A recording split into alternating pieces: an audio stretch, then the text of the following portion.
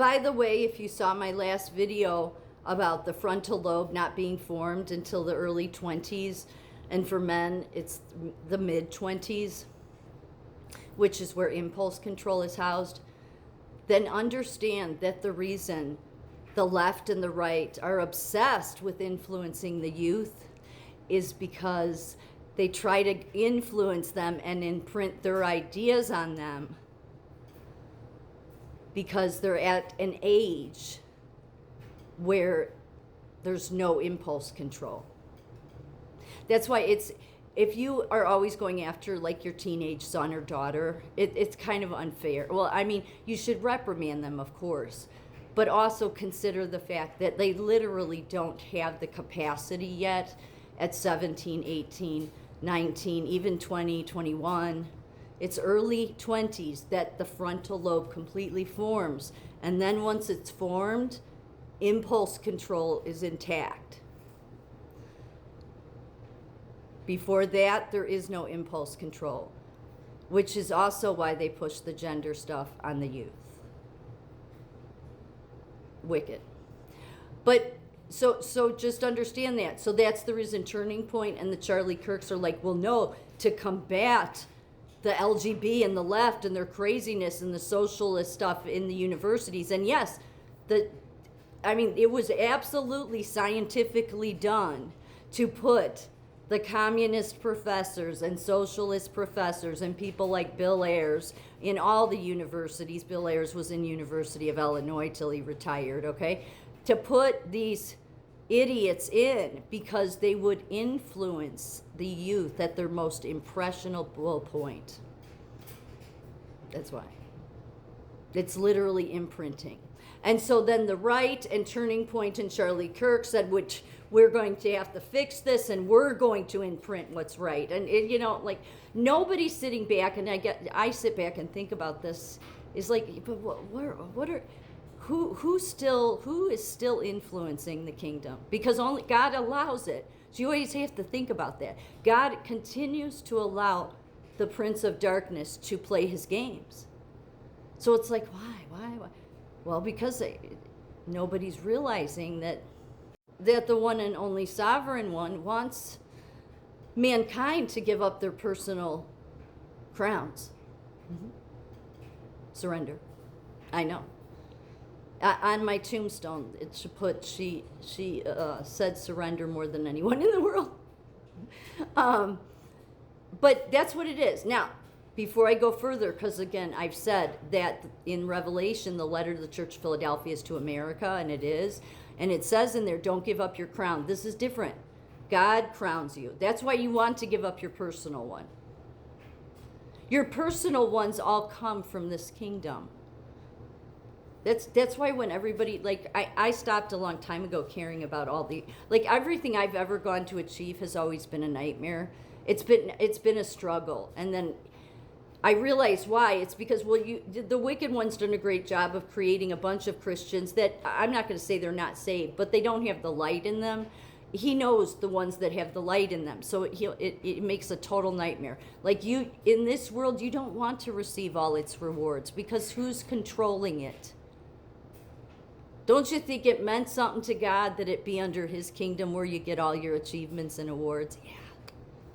But you got every country, every nation, every town, every city, everybody walking around with their personal crowns. I did this. I have all these letters after my name. I'm a rockin' scientist. I'm a scientist. Look what I discovered. Look what I created. And it's like, yeah. I don't want to take away from it, but again, what kingdom is it under? Jesus literally said, if this was my kingdom, my people would be standing up for me. So when you know you're getting all these rewards under this kingdom, if you don't get them, that's a good thing. Not always, because sometimes Jesus makes it work in a straight way where the right people are awarded. But ultimately, you're still under the adversary one's kingdom. So all of your crowns, whether it's on the university campus or it's in the boardroom or the just any office and C-suite. Oh God, I think C-suite actually has more than one on their heads. or it's in the hospital.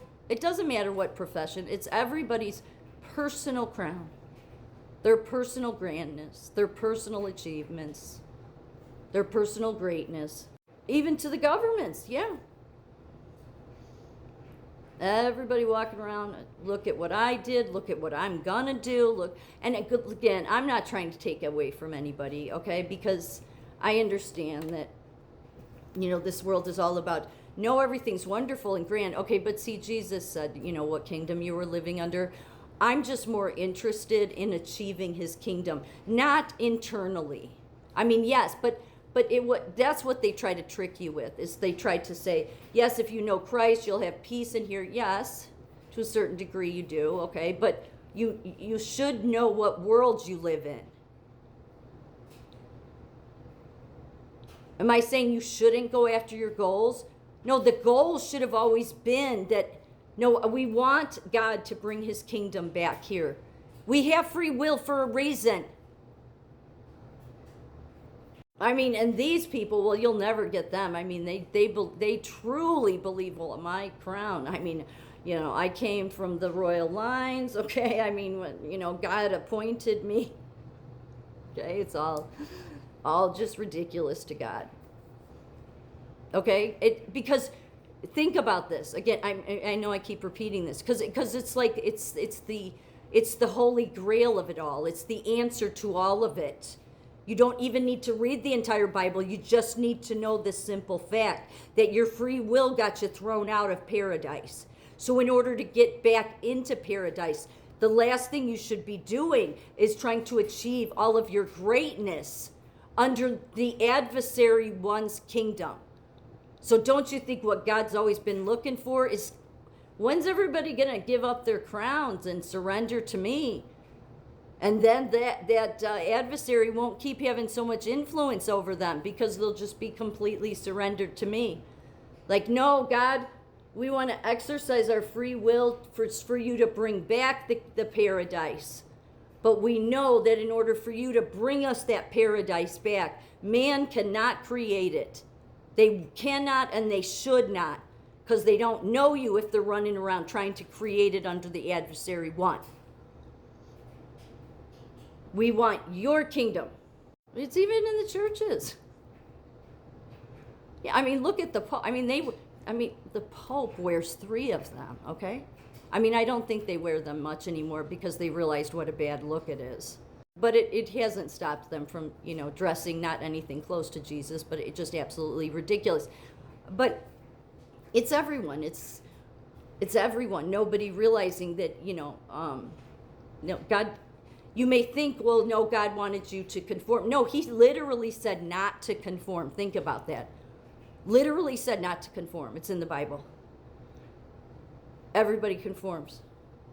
Nobody being willing, but I think that the letter to the Church of Philadelphia, God wants you. He doesn't want you to lose your crown that he has for you. He doesn't want you to lose that crown, but yeah, he wants you to give up this crown. Because, unless you want to be like the Pope, which you don't, you don't need more than one crown, okay? You really, should anybody have any crown? But, to be like the Pope, they wear that 3-tiered, ridiculous hat, yeah. But, surrender means, giving up your crown. Because what are your achievements and your goals? It's all about your will, and it's all about your dreams, and it's all about the ego. Yes. Because what do the achievements do? They give you identities and titles and importance and letters after your name. And all of it really being ultimately, and I know the government wouldn't like this, I'm just being honest though. Because it's every government. Ultimately, it has all been created under the adversary one's kingdom. So how important is the crown really when you've received it in this world? Because ultimately, the greatest thing to do is give up all that fanciness, put the personal crown down to the king, and say, I don't want this crown anymore.